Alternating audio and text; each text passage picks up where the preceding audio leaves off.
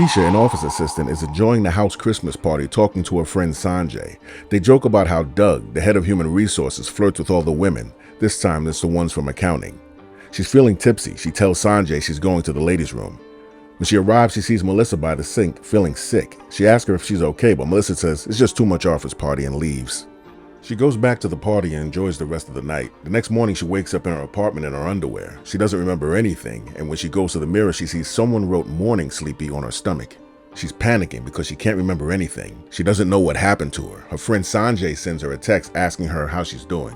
She's replaying the night in her head, looking for answers. Then she sees the outfit she wore the night before, neatly folded in the corner. She throws the outfit on the floor and then finds a letter that says, "You won't remember last night, so I left a souvenir inside. Or was it inside you? Happy hunting." Now she's in a full-on panic, believing someone had their way with her while she was unconscious. She goes to the doctor to find out if she was assaulted, but they can't find any evidence or male DNA left behind. But based on the symptoms and blackout, the doctor believes she was roofied and wants to call the police on her behalf. But Keisha says, "I don't even know what he did to me." Back at her apartment, she's feeling depressed and gets a call from Doug, the head of human resources, but she doesn't answer it. Instead, she listens to the message he leaves where he says he knows she called out sick, but she doesn't have any sick days left, so he's gonna have to dock her pay. She goes back to work feeling self-conscious, like everyone is looking at her. She also feels itchy, like hives all over her body. A week later, she goes back to the doctor to let her know there's something wrong. She doesn't know what happened. She wants to know what this person did to her. But the doctor reminds her that the tests came back inconclusive and that she may never find out what happened. Trying to feel normal again, she goes back to work, but she only feels comfortable with the other women. Her friend Sanjay doesn't understand. Later that night, there's a knock at the door. She finds a picture of someone holding her mouth open with a note that captions, "Did you find it yet?" She freaks out. There's maggots in a garbage can. She starts to hallucinate. Then she wakes up from the nightmare. Keisha's symptoms are getting worse. Her rashes are getting bigger and she feels like she's slowly losing her mind. Keisha goes back to work. She's completely out of it.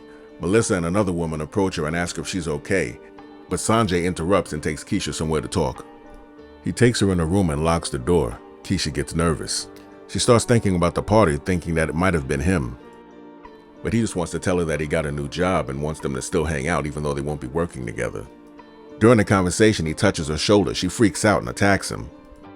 A few days later, she finds herself in the human resources office with Doug, and he's telling her he doesn't want to have to fire her because she had a physical altercation at work. She begins to cry and tells him that something bad happened, but she doesn't want to go into detail, but she feels like something is inside her that shouldn't be there. Doug gets up to get her some tissue. He touches her shoulder, caresses her cheek, and then she remembers something from the party. When Doug leaves the room, she sees all the Polaroid pictures of the women in the office. She realizes Doug had something to do with this, and he's the reason some of the women in the office are acting funny. So Doug returns with the tissue and explains to her that when his wife left, she didn't leave a note.